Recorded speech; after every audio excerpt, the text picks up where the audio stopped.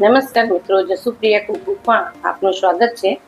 ચોમાસાની ઋતુ છે તો માર્કેટમાં અત્યારે કંકોડા એ સરસ મજાના મળી રહે છે। મોટા કંકોડા આપણે લેવાના નહીં, એમાં બી વધારે હોય છે, માટે આપણે મીડિયમ આકારના અને લીલા કૂણા એવા કંકોડા આપણે પસંદ કરવાના। ટેસ્ટમાં ખૂબ જ મીઠા સરસ લાગે છે, એની સબ્જી ખૂબ જ સરસ લાગે છે અને અત્યારે બધાને જ ભાવે છે। તો એ આપણે ઋતુ પ્રમાણની સબ્જી આપણે આજે બનાવીશું। તો કંકોડાની સબ્જી આજે આપણે બનાવીએ। તો એના માટે મેં એક જાડા તળિયાવાળી કઢાઈ લઈ લીધી છે અને આપણે ગેસ ઓન કરી દઈશું। અહીંયા મેં 700 ગ્રામ કંકોડા લઈ લીધા હતા અને એને સરસ રીતે પહેલાં પણ મેં ધોઈ લીધા હતા, જેવા માર્કેટમાંથી લાવ્યા ત્યારે પણ ધોયા હતા અને એના પછી મેં આ રીતે લાંબી ચીરીમાં સમારી દીધા છે અને એને ફરીથી પાછા 2 વાર પાણીથી મેં ખૂબ જ મસળી અને ધોઈ નાખ્યા હતા, જેથી કરી અને એની અંદરના જે બીજ હોય એ વધારાના હોય એ નીકળી જાય, એટલા માટે મેં એને 2 વાર ધોઈ અને આવા કાણાવાળી જાળીમાં રહી અને થોડા કોરા કરી નાખ્યા છે। તો અહીંયા આપણે 700 ગ્રામ કંકોડા લીધા છે, તો આપણે અહીંયા લગભગ 6 ડોકલી તેલ લઈશું અહીંયા, કારણ કે આની અંદર પાણીનો ઉપયોગ આપણે કરવાનો નહીં, એટલે 6 ડોકલી તેલનું પ્રમાણ થોડું વધારે જોઈશે। અહીંયા આપણે અડધી ચમચી રહી નાખીશું, રહીને તતડવા દઈશું। રહી આપણી તતડી જાય એટલે મેં અહીંયા જીરું એક અડધી ચમચી લીધું છે।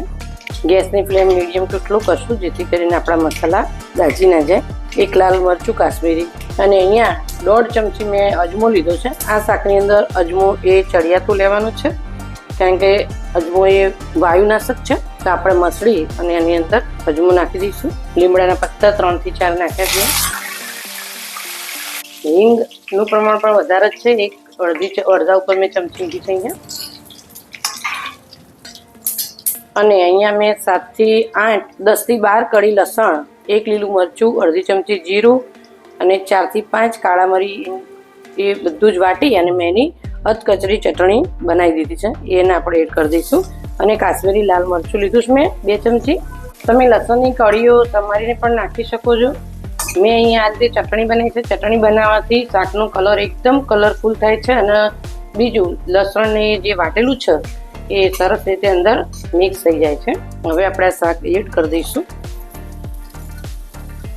મિત્રો, અહીંયા બધો જ મસાલો આપણે આને કોટિંગ થઈ જાય એ રીતે મિક્સ કરી દેવાનો છે। આની અંદર આપણે પાણી નથી નાખવાનું, પણ આપણે એની પર જે ઢાંકણું ઢાંકીશું કે થાળી કે કોઈ ડીશ હોય ઊંડી, તો એને ઢાંકી અને એની ઉપર આપણે પાણી રેડીશું, જેથી કરીને વરાળ અંદર નીચે જશે અને પાણી એની અંદર જે પડે એથી આવી કંકોડા સરસ રીતે સીજી જશે। તો એ રીતે આપણે એને પોળવવાના છે। સરસ રીતે આપણે કોટિંગ થઈ ગયું છે। અહીંયા સૂકા મસાલા આપણે અંદર એડ કરી દઈએ। અહીંયા ધાણા જીરું 2 ચમચી નાખી, અડધી ચમચી આપણે હળદર એડ કરશું। કાશ્મીરી લાલ મરચું આપણે અંદર ચટણીમાં નાખેલું છે, છતાં આપણે અહીંયા મોડું જ આવવા માટે આપણે એને 2 ચમચી નાખશું। આપણું સબ્જી થોડું વધારે છે એટલે એના પ્રમાણમાં આપણે અહીંયા મસાલા કરીશું। સ્વાદ પ્રમાણે મીઠું એડ કરી દઈશું। અહીંયા હું 3 ચમચી જેટલું મીઠું એડ કરું છું। મિત્રો, આ શાક આપણે રાંધણ છઠના દિવસે પણ બનાવીએ છીએ, કારણ કે આ શાક એ એકલા તેલમાં જ બને છે। તેલમાં બનેલું શાક આપણે બીજા દિવસે પણ ખાઈ ઉપયોગ કરી શકીએ છીએ, માટે રાંધણ છઠના દિવસે પણ આપણે આ સબ્જી ગુજરાતમાં તો બનાવે જ છે, બીજે બધે પણ બનાવતા હશે। અને સાતમના દિવસે આ ખાસ આગ્રહ હોય છે કે ભાઈ આ સબ્જીનો આપણે સાતમના દિવસે ઉપયોગ કરીએ છીએ। તો મિત્રો, આપણે આને એકદમ ગેસની ફ્લેમ ધીમી રાખીશું। સરસ રીતે આપણા મસાલા અંદર કોટિંગ થઈ ગયા છે કમ્પ્લીટ। અને એની ઉપર આપણે આ રીતે એક થાળી મેં અહીંયા લીધી છે, તમે ઊંડી ડીશ હોય તો પણ એ લઈ શકો છો। અને એની ઉપર આપણે અહીંયા પાણી મૂકીશું, જેથી કરીને એનું જે બાષ્પ થાય એ નીચે અંદર પડશે અને એ રીતે આપણે સબ્જી અંદર સરસ રીતે તૈયાર કરવાની છે। તો આ રીતે આપણે આની અંદર લગભગ 3 થી 4 મિનિટ માટે રાખીશું। ફરી પાછી આપણે ધીમેરીને થાળી લઈ લેવાની છે, એના જે ટીમ્પા હોય ને બાષ્પો હોય વરાળ એ અંદર જવા દેવાનું છે। ફરી પાછું આપણે એને રાખીશું, જોઈ લઈશું। બે વાર આપણે હલાવવી પડશે, કારણ કે આપણે અંદર પાણી નથી નાખ્યું, માટે આપણે એને ચેક કરવું પડશે ને હલાવવું પડશે। તો આ રીતે મૂકી અને 2 થી 3 મિનિટ રહી અને હું પછી એને હલાવીશ। મિત્રો, આપણે ચેક કરી દઈએ। અહીંયા પાણી મૂક્યું તો એને સાચવીને આપણે લેવાનું છે અને જુઓ આ રીતે પાણી જે નીચે હોય એ એની અંદર વરાળથી જે ટીપા હોય એ બધા અંદર પડી જાય અને આપણે સરસ રીતે હલાવી દઈએ। તો આપણે આ રીતે આપણી સબ્જીને હલાવી દઈશું. જે એ પાણી પડ્યું છે, જે થાળીમાં આપણે પાણી મૂક્યું હતું અને એનું જે પાણી પડ્યું હોય એનાથી ત્યાં ચડી જશે. હજુ પણ આપણે એને 3 થી 4 મિનિટ માટે થવા દેવાનું છે. તો આ રીતે આપણે એને ઉપર પાછું પાણી છે જ અંદર, એ આપણે અંદર રવા દઈશું. ગેસની ફ્લેમ મીડિયમ ટુ સ્લો રાખીશું અને આપણે હજુ 3 થી 4 મિનિટ માટે થવા દઈશું. આની અંદર હું ખાંડનો ઉપયોગ નથી કરવાની, કારણ કે લસણ, જીરું અને અજમો એ ત્રણેયનો ઉપયોગ મેં કર્યો છે, માટે હું અહીંયા ગળપણ નહીં નાખું.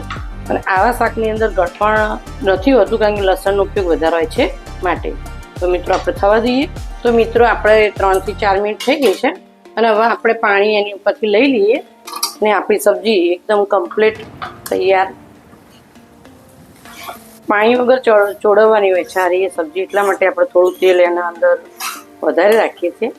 તો આપણી સબ્જી સરસ રીતે તૈયાર. આપણે એને કોથમીર નાખી દઈએ અંદર. અહીંયા ધોઈને મેં કોથમીર કીધી એ આપણે અંદર નાખી દઈએ અને આપણે એને એક બાઉલ લઈ અને એની અંદર સર્વ કરી દઈએ. આને તમે રોટલી, ભાખરી, પરોઠા અને ખાસ તો રોટલા સાથે પણ ખૂબ જ સરસ લાગે છે આ સબ્જી. તો મિત્રો આપણી આ કંકોડાની સબ્જી એકદમ હેલ્ધી, ટેસ્ટી તૈયાર. અને આ ચોમાસાની ઋતુમાં આનો ઉપયોગ કરવો જ જોઈએ. આપણી સબ્જી તૈયાર છે, તમે બનાવજો. તો મિત્રો આ કંકોડાની સબ્જી તમને કેવી લાગી? તમે પણ આ રીતે મારી જેમ જ આ બનાવજો કંકોડાની સબ્જી અને તમારા અભિપ્રાય મને કોમેન્ટ બોક્સમાં જરૂરથી જણાવજો. અમારી ચેનલ જસુપ્રિયા કુકબુક ચેનલને લાઇક, શેર અને સબસ્ક્રાઈબ કરવાનું ના ભૂલતા. ફરી મળીશું આવી જ એક રેસીપી સાથે. Thank you.